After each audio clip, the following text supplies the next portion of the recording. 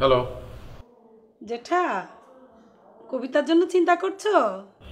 হ্যাঁ, মেয়েটা কেমন আছে, কোথায় আছে, মানে একটা ফোন টোনও দেয়নি, কোনো বিপদ টিপদ হলো কি না।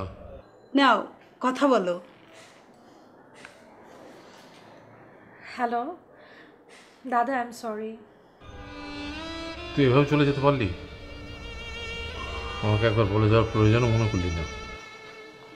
দাদা যান, আমাকে আমাকে ক্ষমা করে দিও। এই বুড়োটার কথা তোর মনে পড়ে না?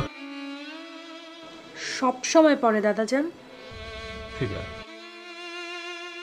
না দাদা, তুমি আমার জন্য দোয়া করো যেন আমি নিজের পায়ে দাঁড়াতে পারি, আর তখন তোমাকে আমি আমার কাছে এনে রাখবো। তুমি আমার কাছে আসবে না দাদা? অবশ্যই যাব, কিন্তু আইরিন তোকে কোথায় কিভাবে পেলো? আমি হোস্টেলে আমার এক বান্ধবীর সাথে উঠেছিলাম। সেই বান্ধবী আবার আরিন আন্টিকে আগে থেকেই চিনতো। আমার বান্ধবী আরিন আন্টির সাথে বিষয়টা শেয়ার করেছে, আর আরিন আন্টি সোজা আমাকে বাসায় নিয়ে এসেছে। আইরিনের মতো উদার মেয়ে যদি ঘরে ঘরে হতো। দাদা, তুমি কিন্তু শরীরের যত্ন নিও। আর শরীর, ভালো থাকিস। ঠিক আছে দাদা, একদিন বেড়াতে এসো। যাব, রাখি।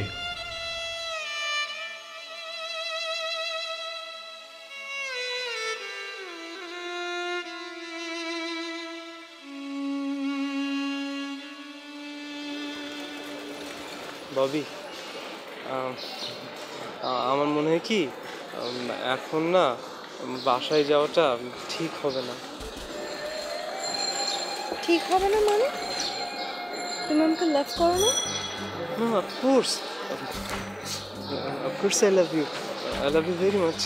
না মানে ঠিক শুভর শরীরটা না খুব একটা ভালো না, মনের মেজাজও খুব একটা ভালো না। তো আমাদের রিলেশনের কথাটা জানলে মনে হয় খুব একটা ভালো হবে না। জানলে কি হবে? আগে পরে তো জানবেই। না মানে সে তো ঠিকই আছে, কিন্তু আমার মনে হয় কি this is not the right moment. মানে সময়টা ঠিকঠাক না।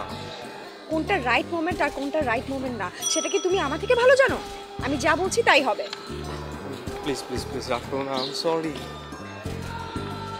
রাগ করছি না, কিন্তু এখন তুমি আমার সাথে যাবে। তুমি তো ডিক্টেটরশিপের মতো করছো।